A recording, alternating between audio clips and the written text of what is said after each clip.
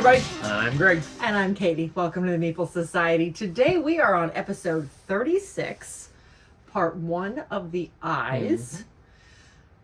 But before we get started, please like the video, subscribe to the channel if you like the type of content we do, hit the bell icon if you want notification of future uploads. And follow the link in the comments.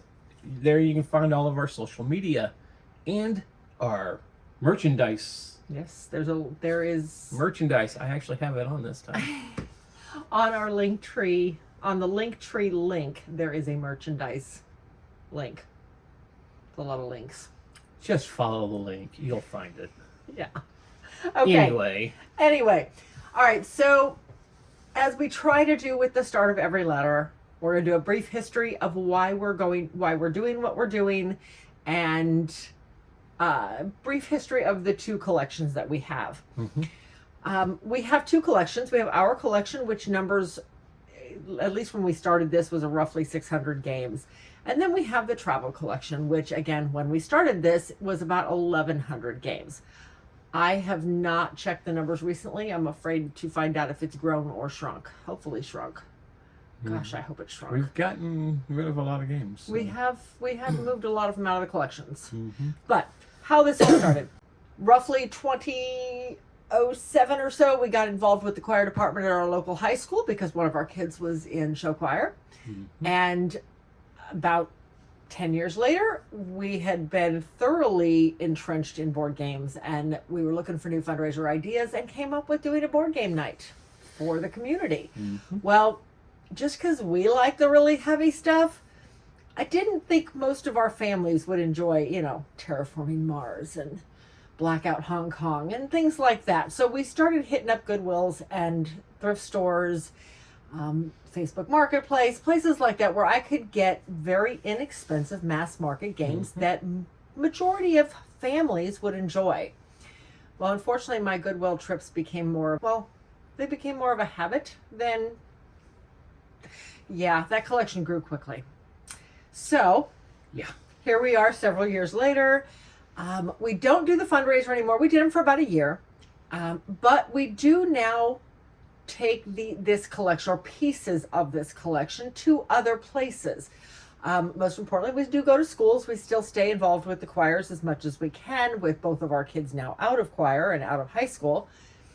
But we like to take it to competitions and to places where these kids are stuck at schools for anywhere from 12 to 18 hours, doing at most 2 or 3 performances during that time frame. So it gives the kids something to do, something to occupy their time, to keep themselves out of trouble. And, it's a lot of fun to sit down with your friends over a game. So, but anyhow, that is a brief history of what we're doing. We are trying to narrow down. We're not really trying to narrow down our collection, more just refine it. Right. Because we got to get rid of games as more games. And we are Gen Con just happened, so we have some We are maxed out on space, so as things come in, things have to go. Get shuffled. So they leave the collection or they go to the other room. If they're coming from ours. Yes. Now, the other collection, on the other hand, they leave. 1,100 games we're never taking anywhere. That's way too many. So we are trying to narrow that down to about 500, I think was our goal, our goal number. So, but anyway, there we go. Now, as we said, Gen Con just happened. So we got a bunch, we had to go back on, because we go back on the letters that we've already covered. Yes. Including the numbers. Unfortunately, there was a lot of them in the first, half dozen and we've got 6 of them here. We got 6 of them that we have to go backwards on. All right, let's get started. First, we are going to go to the circus. This is 3-wing circuit. 3-wing? It's 3-wing circus, man. No, it's 3-ring circus. Okay. What did you have with dinner? Jeez. I had a taco. All right, so 3-ring circus is a new game put out by DeVere. We got this from Gen Con, and one of our friends picked it up for us while we were busy picking up something else for him on the opposite end of the dealer hall. But this is an interesting game all about building up your 3 rings for your circus and then traveling around the Midwest and putting on shows. Yep. So everybody has a player board, and this is the best part of the game, I think, is these little circus tents. They are just, and They're you like can't little really- buttons almost. They look like little buttons, yes. They are really cute, but these are your circus tents, if you can see these. But anyhow, so that's your circus tents. Oops, as I drop them. So everybody has their player board, and you are collecting performers, and without going into a full explanation of the game, you are collecting various performers, and the board, of course, is on the very bottom of the box. We'll show a picture. But you've got different types of performers that you are paying for using these cards. A lot of the cards are worth money. You've got money cards and then specialty performer cards. But the money cards can also be performer cards. So they're kind of dual purpose in a couple of ways. They also have, some of them give you bonuses throughout the game. Others give you end game scoring. Collecting performers, paying for performers using the cards. Meanwhile, as you are finishing up rows on your board, you're putting down end game scoring cards. There's end game scoring cards in here. And then there's also city cards in here that while you're traveling around the country, you are, I don't want to say the game is a race. It's not. There is a timer, though, where Barnum and Bailey's Carte is also traveling around the Midwest. And when he gets back to whatever the starting point was, that's the end of the game. But in the meantime, he skips over places that people have done small performances at because that town has already seen a performance. They don't need them. Yep.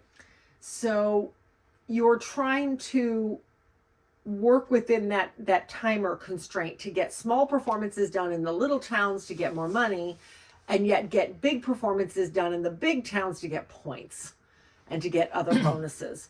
It scales kind of cool because they have pieces that go on the main board to cover up areas that aren't in the game because of the number of player. There's landscape pieces that go on the board, which I thought was interesting because that does mean that the timer gets shorter when you've got fewer players. So that's good. I had one minor problem with the game, and I want to reread the rule book to make sure that we didn't miss it somewhere. We've only played this once. Yes. And we need to replay it because about 2/3 of the way through we realized we were missing a whole part of the we had somehow missed a rule. Getting money cards when you do performances on all performances. We just thought it was on the small towns that you got, but it's on every single one. And so we need to replay it for that. But like I said, I want to go back through it and make sure I didn't miss something because in the rule book, it states that the game end is triggered when Barnum and Bailey's wagon gets back to whatever the starting point was. What did it say? Triggered? I thought you said it literally said the word triggered. Does it say triggered? But it never actually states how the game ends. At least I couldn't find it in the rule book, and I read that section a dozen times. I was the last player in the game. The first player in the round did a performance, triggered him moving it back into Boston or whatever our start city was. I don't remember what our start city was. And if you read the rule book, game ends. The game ends, which means the second and third player, i.e. me, did not get a last turn, which means the first player had more turns than everybody else. And in a game where turns are points, never mind the fact I won the game, that's beside the point. It just, I don't know. I feel like something was missed in translation. So I want to reread the rule book before we play it again. I do like the game. I do like the game. I just don't like that ending. I don't know. Anyway, 3-Ring Circus. Definitely going to need some more plays. It will stay. Because we just got it. But I definitely want to explore this one some more. We'll see.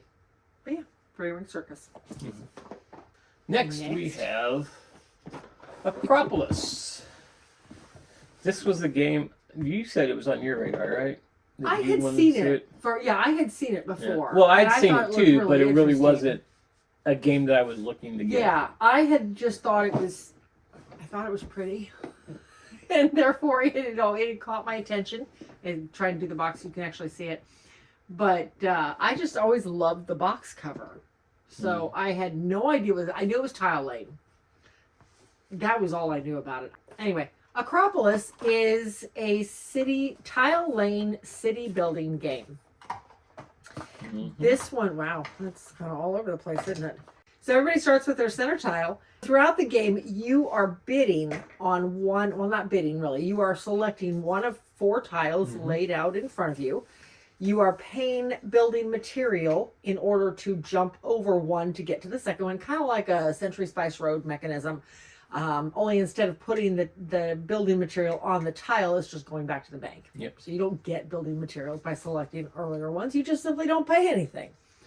So you're selecting your building tile out of the supply and then adding it to your city in some fashion. It's got to connect on 2 sides. It's got to connect on at least 2 sides. So I could do such or whatever. I just couldn't do that. But anyway, so you're slowly building up your city. Now here's the trick though. All the different colors have different requirements. Like the blue is your population district or your housing district. Yeah, it wants to be grouped together. You want the largest group possible for that one. Your yellow, and I love these, that has player aids that are fantastic. The yellow want to be by themselves. The yellow needs to be completely isolated. They don't want the competition of another plaza nearby. Then there are the green, the parks. Parks don't really they don't care. If you have a big park, it's okay. But these score based on the individual tile. Then there is military. Military needs to be around the outside of the city so that it's protecting the city. So, and there's also a purple that needs to be surrounded completely. You can't have an open edge on it. But here's the trick. You score, just because you're getting all these out doesn't mean anything. You score based on these scoring icons. So for every star, you score a point for every one of those tiles in your city. So you start with 1 blue. So if I have a housing district of 10, I'm going to score 10 points. But if I can find more blue stars, then great, I get more points for every piece of housing district I have in my largest area. So there's a lot of little idiosyncrasies in the scoring. Lots of things to think about as you're building up your cities. I don't know. I really was surprised at how much I like this. I like I said, I had been looking at it, but I was very taken with it once we played it once. Yeah. Yep. And we've actually played it a couple times now. Yeah. So this is one that Matt got us to demo at yes. Gen Con. Yeah. Yeah. A friend wanted to play it at Gen Con, and so we sat down to play it with him, and we ended up buying it. As you can see, we liked it. So, but anyhow, that is Akropolis. I'm not doing the rule book though. The rule book's upside down. I just want you to know that. But the box is right. So, that is Akropolis. Great tile laying game. Very colorful, super thick components. Great player aids, score pad, and actually a decent sized box. So, yeah, good game. Great game. All right. Next, we have a game that was on my list when we went to Gen Con, and that is After Us. And this is one we've both seen, and we thought, that looks interesting. But then you said it didn't play the way you thought it was. Neither one of us. Okay, when you explained what the game was about, so After Us the theme is that humans are extinct. It says it right on the back. See, it's 2083. Humans have been extinct for Humanity, several decades. Yep, humanity has been extinct for several decades. In this abandoned world, the apes are evolving rapidly. They gather in tribes and learn how to use objects left behind by the humans. As a leader of one of these tribes, it's your responsibility to set your fellow apes on the path to collective intelligence. I completely expected a Euro game. Yep. It's not what we got. No, this is a sort of a deck building game that your cards are connecting, kind of like in what is the game I'm thinking Wayfarers. of? Wayfarers, how the little slots connected and you get certain things if they're connected. Yeah. Although these cards do not stay out on the board. Yep. Once you get everything and the round is over, these cards go to your pile and you put out new cards. So you're drawing 4 cards per round. Mm-hmm.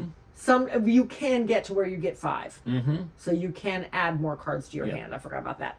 But you're playing them out, and you can play out multiples. You don't have to play them out in a specific order. You don't have to have all of one kind. There's lots of different tribes of apes, and you're playing them out to match up the boxes, like in Wayfarers.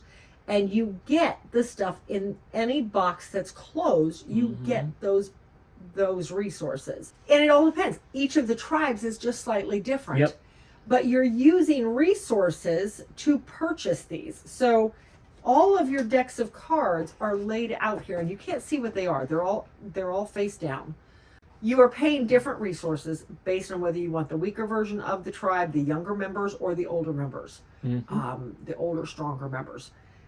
And then you're putting these into your deck and then shuffling the deck up when you run out of cards, just like any deck builder, drawing 4 or 5 or how many ever you're allowed at this point, and placing them out in the most advantageous way to get the resources you need.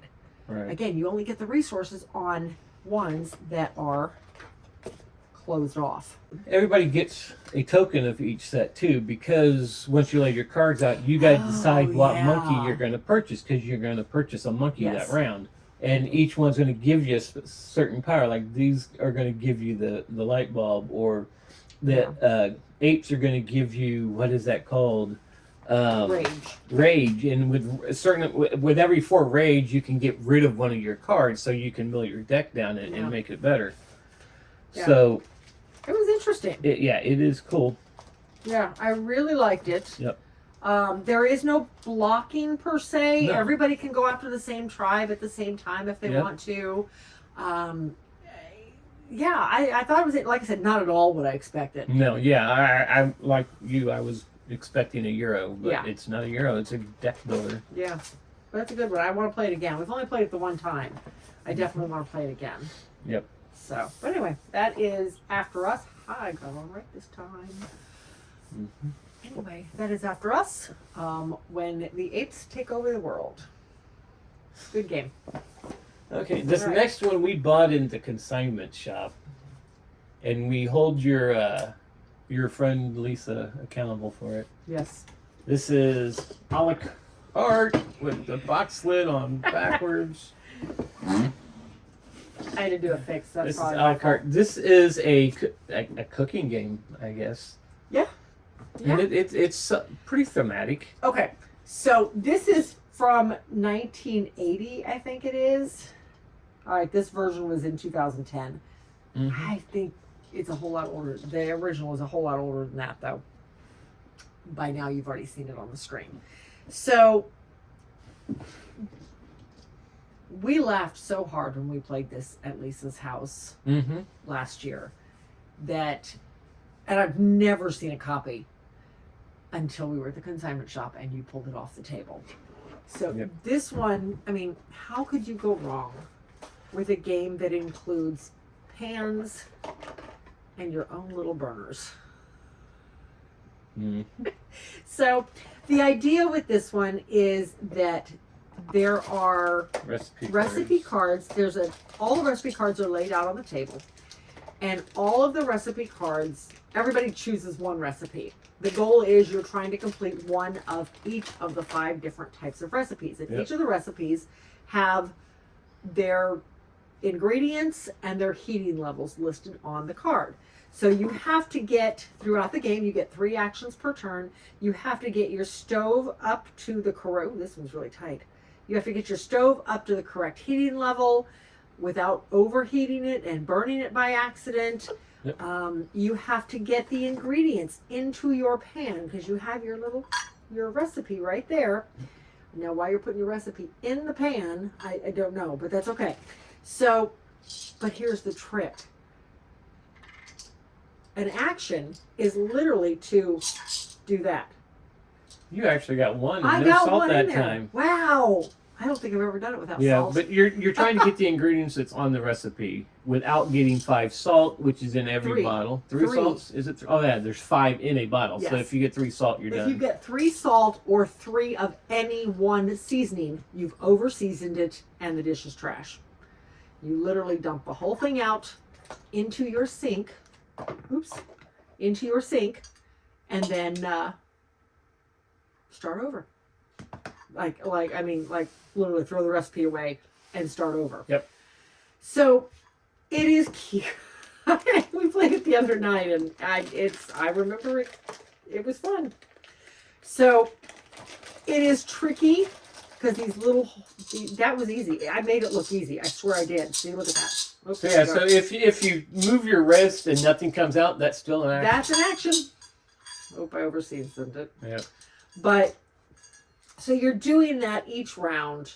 Like I said, 3 total actions to either roll the dice and raise your heat up, or try to season your dish appropriately. Mm-hmm.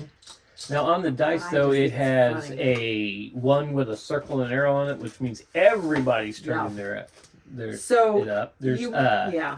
There's coffee cups where you can get it. You start with 1 coffee cup, but if you roll the dice that has a coffee mug on it, you get another coffee cup, and those all have certain powers that happen. Like you could over season somebody else's recipe, or turn the heat up on them and try and burn it.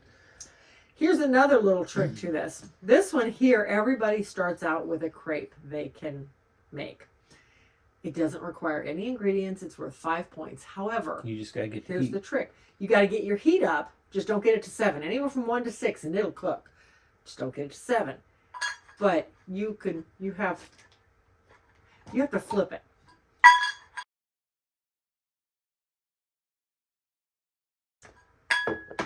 Okay, I give up. So you have to flip the crepe over. You only get 3 chances per turn to do it. Yeah. It's 5 points if you get it. But it's 5 points if you get it. But you have to try to do it before you do your 5th recipe card. Yes. Because as soon as somebody has 5 recipe cards, game ends. Yep. As soon as they finish their 5th recipe. So, interesting. This one, game ends means everybody gets to finish the round. Yes. You finish up the round. So you have a chance to finish whatever's in your hand. Yes. I am like 0 for 3 today. 0 for a zillion. 4. Shush. Anyway, that is a la carte. Fun little game if you can find it. Totally a novelty type game. But nonetheless, I'm glad we found it. I'm glad we picked it up. This will stay in our collection because it is just, again, it's just an interesting little novelty thing. Yep. But yeah, a la carte. Next is the Spiel des Jahres winner. This is Challengers. This one was not even on my radar either. No, I knew all about it because it was a Spiel winner. We actually sat down at the Spiel booth, and the lady from Spiel actually showed us how to play. Yeah, showed us how to play. You didn't get to demo them. They basically gave you a rundown of the rules. Yes. And how it played, and they talked a little bit about the Spiel process. Well, of course, we asked the Spiel process and such. So, but yeah, this beat out one of my favorite games, Planet Unknown. So I had to know what was so great about it. Is it better than Planet Unknown? I don't think so. No, it's a party game. It's a party game. Yeah, it is a deck building competition. It's a tug of war type. Yes. It's kind of like that tug of war feel. Yeah. So how this one plays. If you want to see us play it, we are going to be playing it live. At this point, we have not yet played it. By the time this video comes out, the live video will be up. But this is going to be one of the last games that we play on our live marathon that will air, or at this point has aired, on August 19th. So you can always go check out our play there. So you have to have an even number of players. If you have an odd number, somebody's playing up against the robot each round. Simple as that. But you've got these, and these mats are beautiful.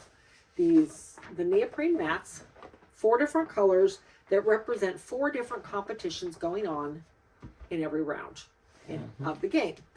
Depending on how many players you have. Depending on the number of players, right. And everybody starts off with their 4 well, 6, I'm sorry. You start off with your 6 basic cards. And the idea is, let me hear. And everybody also starts off with a tournament card that shows them which mat they're playing on that round. And by that, I mean that you switch around. There's the card for this one. Like this guy, if I'm playing a 5-6 player game, I'm going to be switching mats quite extensively. If I'm playing a 7-8 player game, well, I'm never seeing that purple mat, but I'm going to be moving around a little bit more. So you're literally getting up and moving to a different mat occasionally. Yep. And then playing up against different opponents. You're vying for these, oh my goodness, that's in there tight. These trophy pieces, which have victory points on the back. So how you're playing is that everybody's got their deck of cards.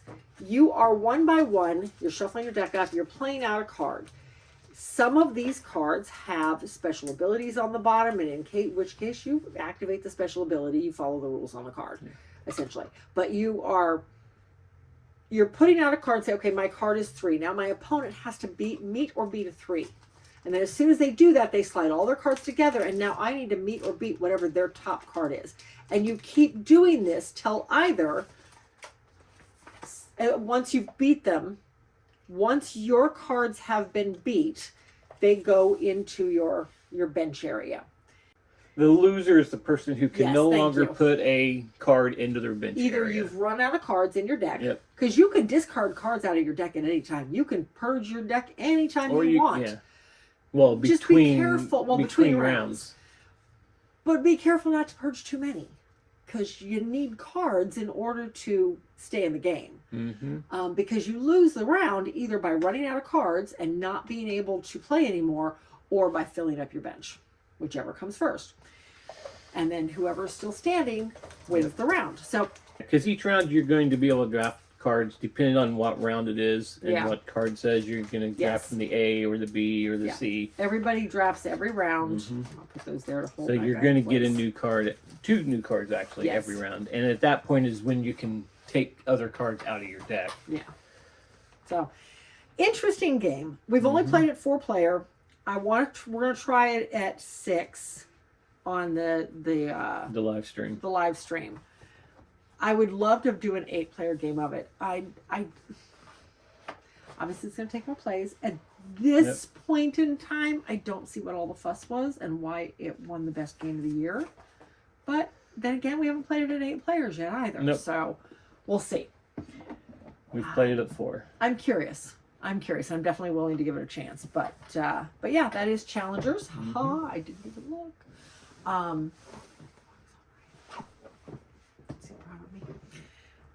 That is Challengers. What? And it will stick around. Okay, the last catch-up game, and then we'll actually be in the eyes, is Expancity. This one, we seen at Gen Con when it first came out. Yes. We wanted to buy it. By the time we got around to it, it was already sold out. We stopped and looked at it and thought, really we need neat. to buy this. Well, I think we decided, like, do we want to buy it or not? Then we decided, yes, let's go buy it, and it was gone. It was gone, yeah. But then 2 years ago, we seen this down at the Dice Tower Retreat. Yes. Actually, I think somebody asked us to play. Yeah. And this is one of the first games we actually played with Jeff from Tabletop Toolbox. Yeah.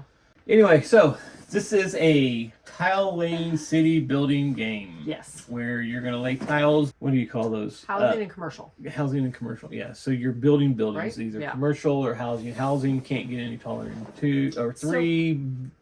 Commercials can get as tall as they want. I feel like this is a predecessor to Rolling Heights. Yeah, possibly. I mean, I don't know if it was supposed to be, but I feel like Rolling Heights does very similar mechanisms. I really like Rolling Heights to have the building blocks like this and cubes that they have. Well, they're not cubes, but they don't really stay together. I understand why they're smaller. I do. I wish they would actually stay together. See, like these, I'm having to really, they clip together. If you knock this over, they're staying together. So every round you are, and I like the way this box is done. It's 2 layers. So every round you are pulling tiles out of the bag and you are choosing. You're pulling 2 tiles, choosing one to keep and putting the other one back in the bag. So at every round, you have 2 tiles in your hand.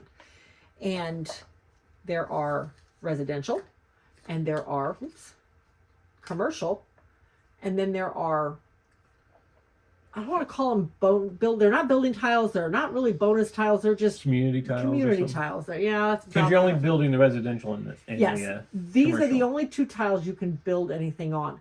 These are going to give you points. Give you points. Yeah, like see, this one gives you +1 for every residential floor near it. That is on one of the 4 sides. Whereas this one does not give bonuses for commercial. There are some that take away points per floor. Yeah, like, oh, here we go. This one gives a +1. The church gives a +1 for residential, but a -1 for commercial. Mm-hmm. So you really don't want to. You don't want to build your commercial buildings next to the church. But you could be mean and put it down right beside somebody who has an opponent that has a commercial and cause them to lose points. Absolutely. So you're going throughout the game. You're putting these tiles down. You're building your areas. Residential can be up to 3. Mm-hmm. Commercial can be at any height. But the trick is, in order to build a 3, you first have to have built a 2. And in order to build a 2, you first have to have built a 1. So you have to do them progressively. Mm-hmm. And that's only on residential. So well, it's the same thing on commercial. Commercial, they got to be at least 4 before. Then you can roof it off. Yeah. And then you can't build a 5 until you've built a 4. You can't build a 6 until you've built a 5. You have to prove to the city that you're capable of finishing your projects before they will give you the permission to build higher. 3 of them being built at the same time. I did not. Yes, you can not have more than 3 projects going at once. When you've decided you're done with a project, you cap it off and you score it. You cap it off with a roof and you score it, and that the roof indicates it's done. It's no longer going to score. And when you cap it off, you get contracts that are extra points. And this is where you basically make your points. Yep. So there are some end game scoring that everybody competes for, but and that's random. Those are all. There's like 6 of them, and you put 3 of them out every game, so they're going to change up. But you pull 2 contracts every time you finish a building, and then keep one. So, like this one here, complete 3 buildings in a single turn, or complete a 2-story residential building next to the police station. Or control a single building that is next to a stadium and a park. Those are all yours. These were all ones, they didn't get shuffled up. So you can score a lot of points on these. Yeah. You just have to, but they give you a direction on where to go with some of the extra tiles you're pulling out. I don't know, I really like this one. Mm-hmm. We've played it 4-player at the retreat a couple years ago, and we played it 2-player just the other night, and I really enjoyed it both ways. Yeah, it works both ways. So I thought that was kind of nice, and you don't see that all the time. Nope. Okay. So great game, great find, great game. Yeah, we really enjoyed this one. But that is Expancity. They will obviously stay. All right. Now on to the eyes. Now finally on to the eyes. And the first one is a little bitty card game called, is it Igor or Igor? I'm going to go with Igor. Igor, I don't know. Igor. I-G-O-R. Igor Brainwash game. This is essentially memory. Yes, it's a memory game. Using cards instead of tiles. Really cute artwork. Yeah. The artwork is kind of weird, but okay. Anyway, so you lay all these cards out on the table. Literally, all of these. In a big grid, and you play memory with them. It's essentially what it is. Yeah. Now there's 3 different games in there. There are. There is the Old Bone, which is actually Old Maid. Yep. There is the what are they? There's the classic memory game. Yep. Old bonus game of Old Bone, and the Brainwash memory game.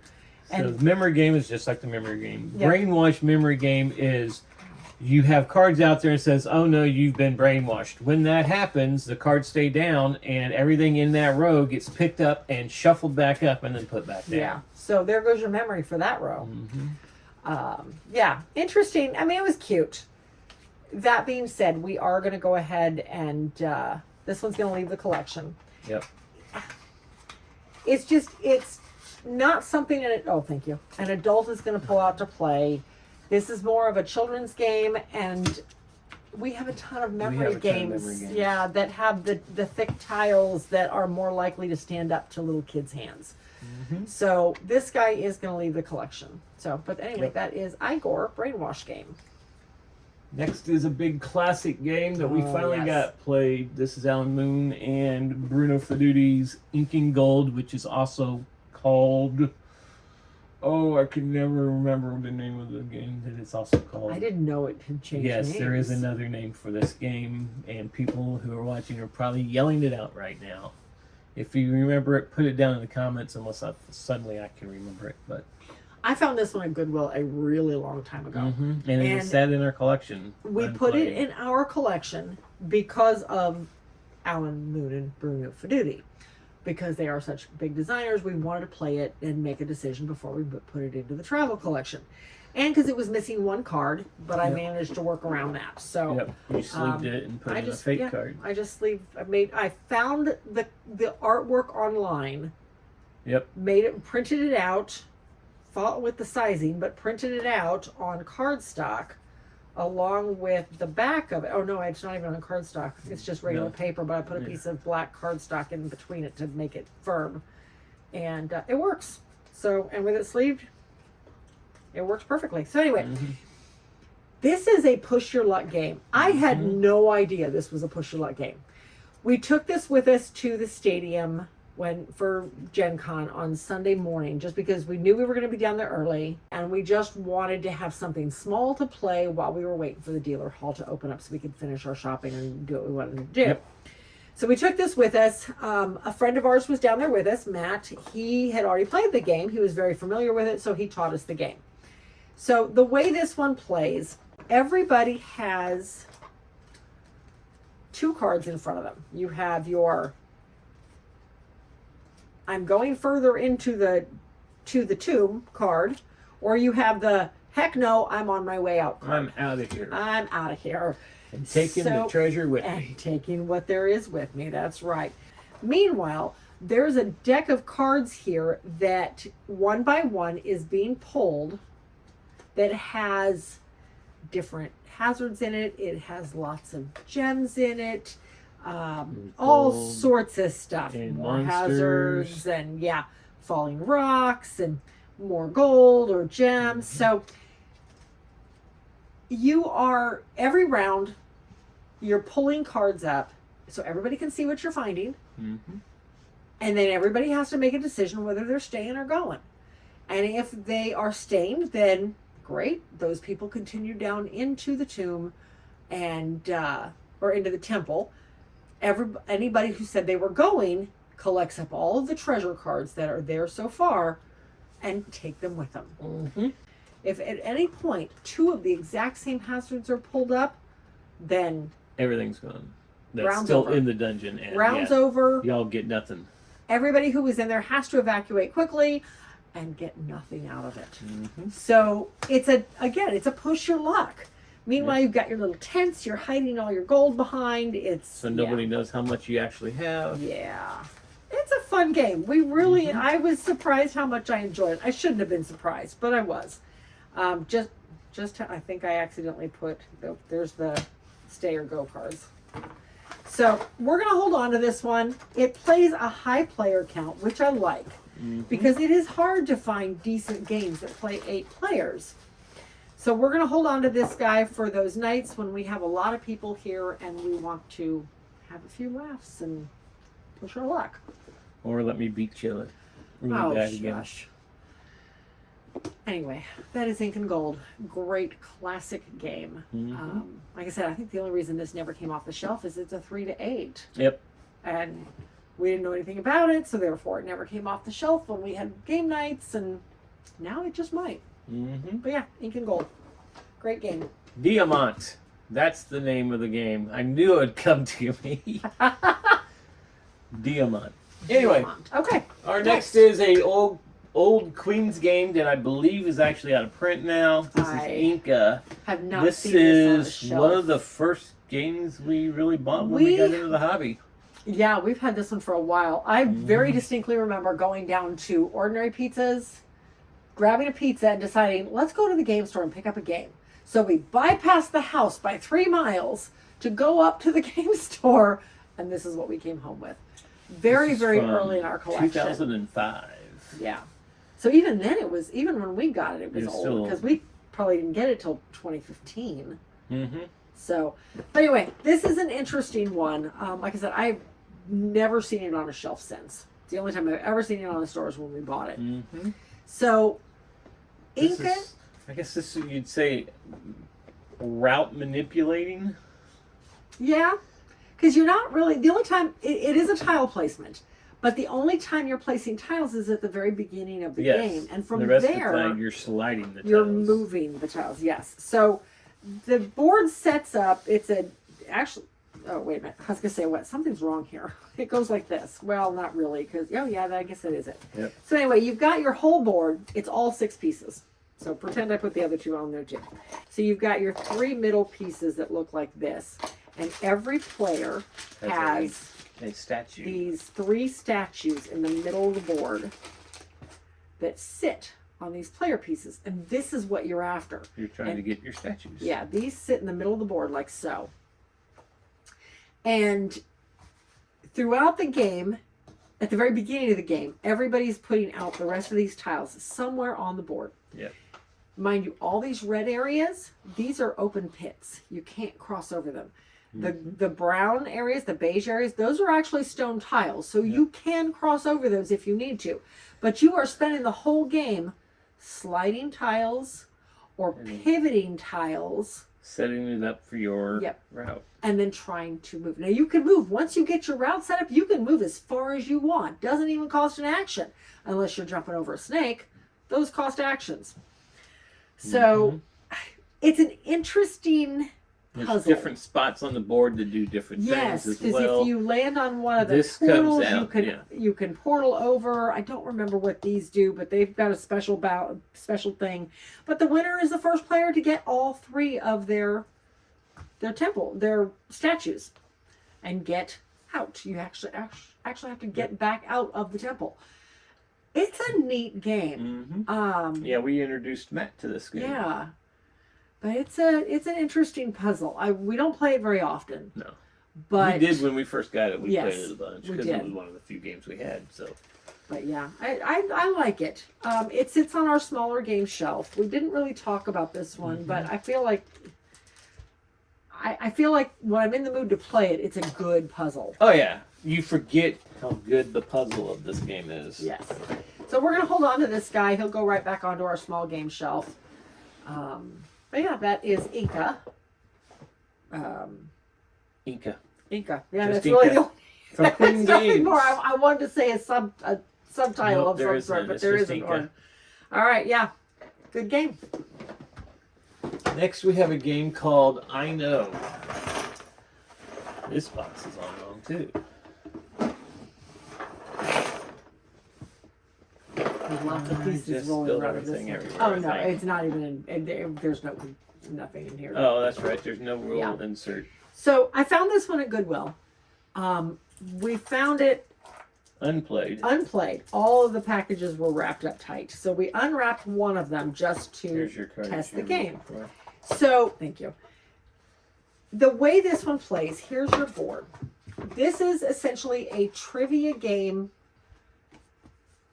It plays 1 to 6 It's a trivia players. betting game, basically. Yeah, you're betting on other players getting the knowledge right. So, you're playing, everybody has 2 pieces. You've got, there we are, I even grabbed the right colors. You've got your, and what do they call these?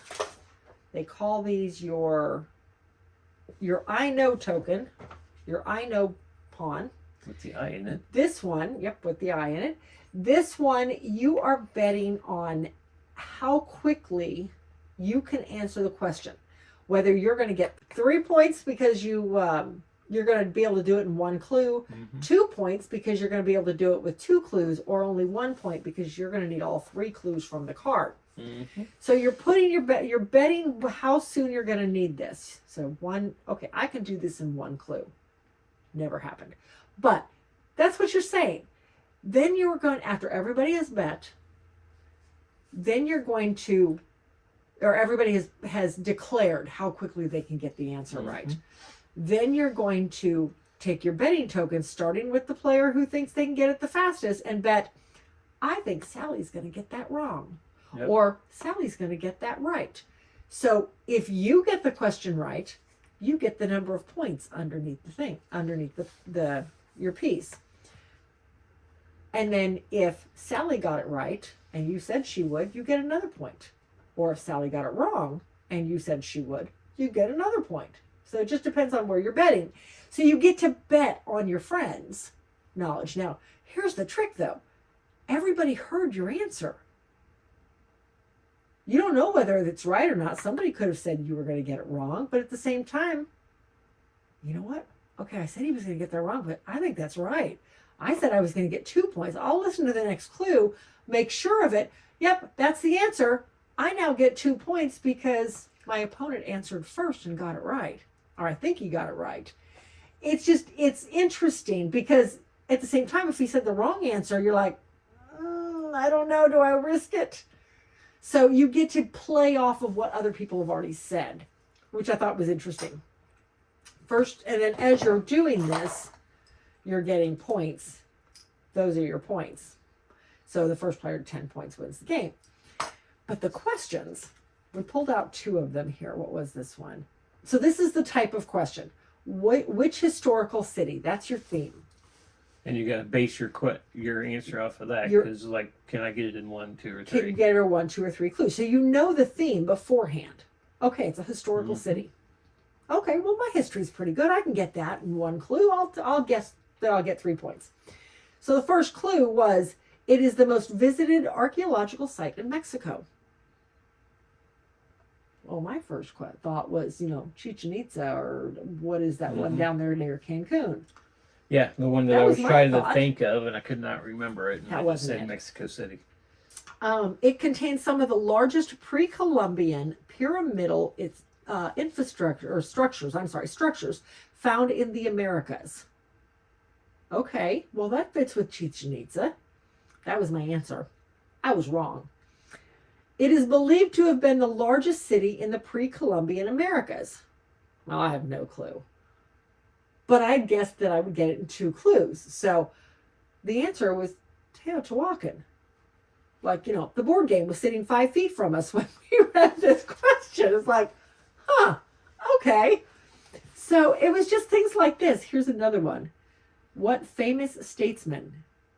Oh, well, this one you might have gotten in 1 clue. He lost to JFK in the presidential election of 1960.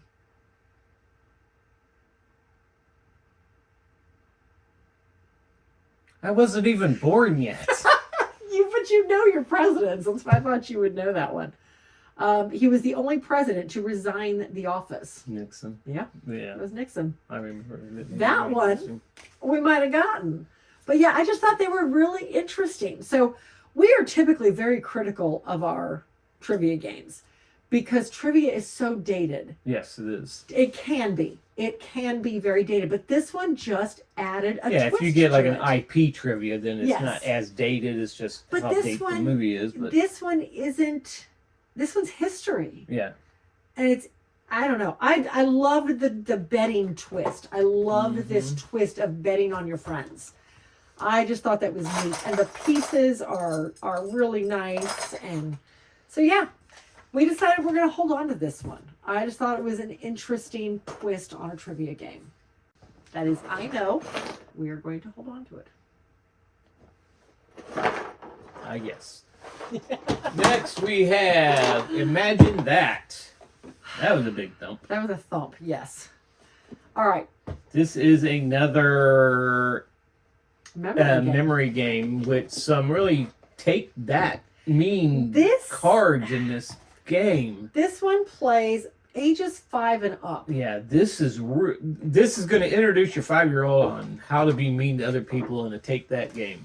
I liked this aspect. So the goal of the game is you are, again, big board of memory of tiles that you are a board of memory, a big selection of tiles that you are trying to find matches in. And if you can find a match, you can take one of those two and put it onto your landscape board. And then the other goes back into one of the spaces that you found them in. And everybody knows where that is. So now everybody's pictures are exactly the same. So they're all looking for these same pieces. However, there are mean cards in this the middle game. of all of this is there's the Stampede. Stampede lets you flip over 2 extra cards and you can take a match out of the 4 cards. Well, you 3 cards because one of them is this one. Yep. But you can take a match if you found a match out of the 3 cards that you've turned over. Then there is the Diamond Mine. The Diamond Mine allows you to take any face-up card. Well, if that's your first one, you don't get a card. Or you have to take a face-up card from somebody else. Yes. Now, if you find a match in your stuff and you already have that tile on your board, you have to take one of those still and set it beside you. So they could take that one. Maybe I have an extra gorilla. I've already got my gorilla and I have an extra gorilla sitting next to me and Greg needs a gorilla. So he gets the Diamond Mine. He's going to take this extra gorilla. Well, that helps him out, helps me out, because now I don't have this extra card sitting here. Because the extra cards are negative points. You can't win if you have them. You cannot win if you have them sitting there. You have to get rid of them. The only way to get rid of them is to find the crock. Because now you can put tiles back into the board.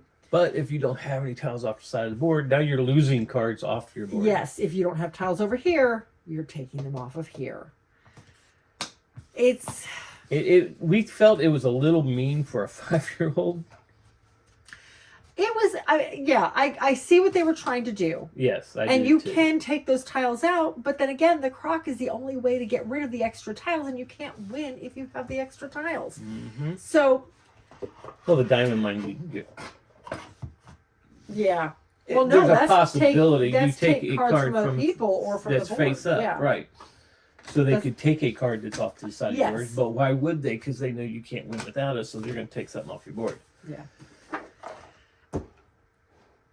This one's gonna leave the collection. Go. Yeah, it's number one. It's geared toward 5-year-olds, and we are really trying to narrow the young games down to like 20.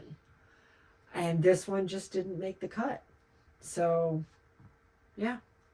I feel like we've got other memory games that are just straight up memory. I like the scenery aspect. I like the idea of having to build a picture and you're looking for very specific tiles. Yeah. I do like that. Mm-hmm. I just wish the rules were a little different. Yeah. So, but anyway, imagine that. African Safari Edition. I guess there's an undersea one too, but it is going to leave the collection. Imagine that. Nothing.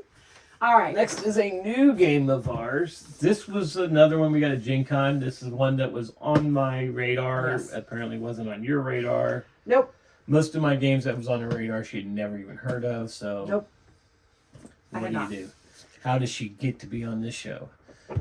Anyway, this is In the Footsteps of Darwin. It is a very simple game with a little bit of Meadow/Quadropolis drafting style. Yeah. I was shocked at how simple and how quick Very simple game. It's like 30 minutes. 30-minute game. We've played it twice now, and both games were under 30 Yeah, we minutes. played it at 2 and we played it at 3. Yes. And we were done in 30 minutes, even after teaching the game. this is another one that if you want to see us play it. We are going to be doing this one on the live marathon too. Unfortunately, I don't know where it's falling on the live marathon, so you'll have to look for it. You'll just have to watch the whole thing. There you go. See, that's the solution. So So donate. that works too. We're doing it for Extra Life. Okay. So the way this one plays, there is a central board, and I'm not going to go over all the rules. Just kind of a quick. That's your central board.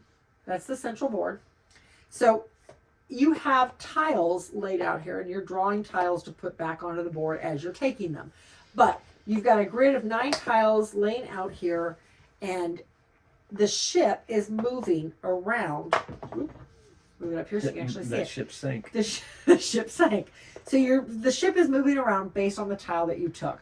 So if I'm right here and I took this very first tile, the ship's going to move once. But if I wanted this third tile, the ship is going to move 3 times. And now my opponent has this row to choose from.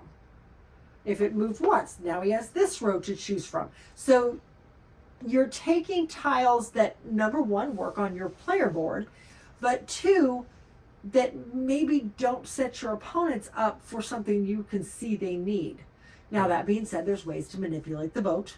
So you're picking tiles up off the main board and you're putting them onto this board based on the color and the iconography in the corner. So this guy would have to go right here. And then meanwhile, there's all these different scoring tiles that you also can have down on the side. Tiles. Your journal tiles that are basically endgame scoring. So like this guy, you get 1 point for all of your birds. For any bird you have, you get a point. Mm-hmm. You can get more than 1. Now, mind you, there's only 12 turns in the game. Stack up. You're never finishing this board because you only get 12 turns. Mm-hmm. But all of these, a lot of these will have scoring things on the bottom too. Like this guy is worth a point. But if I get another red bear and I end up covering him up, I lose that point, but I get whatever's on top. So you're trying to, again, you're trying to make whatever is in the row work for your board, work for your scoring tiles that you've got, without hopefully hurting yourself in the process by giving up points you don't need to by stacking your tiles. Yep. I don't know. I really like this one. Yeah. I was very surprised. It's very simple, very easy to play, and very quick. So. I was surprised at the depth of the puzzle in such a fast game. So, but yeah, it was. There were a lot of decisions to be made in that 30 minutes, and I liked that. And like you said, we're going to play the 12-hour marathon for Extra Life. So check it out. Absolutely. So yeah, in the Footsteps of Darwin. And finally. One of our most recent Kickstarters that took a little bit of time to get here. Yes. This is Ice. This is the deluxe version. That's why it's a different colored box, because the regular version is a blue box. We backed this one a while back, and we've done an unboxing of it. So definitely check it out. I'll show you a couple pieces here, but I'm not going to go into it too extensively. It is a beautiful game. We've played it several times now. I really like this one. The boards are not just 3D, they are layered, if you can see those layers there. But the best part of this is they are, because the board is 4 pieces. Oop, let me get this right. They're not puzzle pieces. Nope, but they're magnets. You see that? I love it. So you've got your 4 pieces to this multi-layered board, which I love. Seen in the pictures. Yep. And then okay, we're going to just put this down for a second. Or at least one of them down. And meanwhile, and I'm not going to, you know me, I want to dig out all the pieces. And I want to show you all the beautiful coins. Yes. But I think I'm going to refrain on this one because it is... There's so much in there. There is a lot in here. Definitely check out the unboxing if you're interested in this one at all. Okay, so the main concept of this one is you are digging through multiple layers of ice to get down to various artifacts. Artifacts pair up and give you special powers. Meanwhile, though, if you are holding the artifacts in your camp on your player board, they don't score anything. They'll give you the special powers, but you don't get to score them. The only way to get to score them is to send them into the city and take them off your board, which means you're no longer getting the powers, but now you can use them for endgame scoring. So there's that very fine balance of when is it too late to send them? Yeah. Because you can only send 3 per turn, max 4. Unless you spend it. Yeah, especially unless you spend an action to take 1 more. Meanwhile, you're digging down to the bottom layer. which has the edifice tiles. Mm-hmm. And as soon as one edifice tile is uncovered, that ends the game. And it gets flipped over. It gets flipped over, and that gives you Something different that's going to happen in the next game. It carries over to the next game. Yeah. Yeah, which we've not done yet because every time we've played it, we've introduced it to brand new people. So next time we play it, we're going to be using some of the edifice tiles we've found. But just a really neat game. You get 5 actions per round, and you're using actions to collect up other archaeologists that are there with you, and to dig through the ice, and to move, and to really interesting concept of a game. I really like it. I could see it getting old after a while, but I don't know. Right now, I'm kind of enthralled with it still. Yeah. So yeah, I want to get this one back to the table again. We've played it with several people, and I mean, so far all the reviews have been positive. So, yep. All right. But anyway, that is that. That is it for this video. Yep.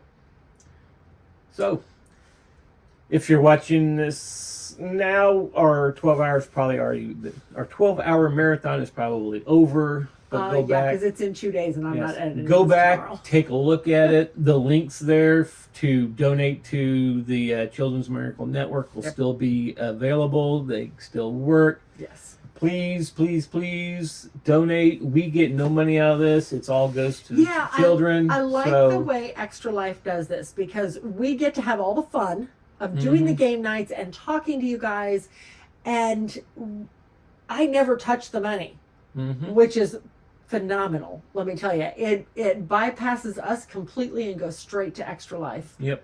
So join us. Come back in. I mean, I know this is going to be after the marathon's over. The marathon. So I would say come join us in the live chat and talk to us while we're playing, though. Hopefully you did.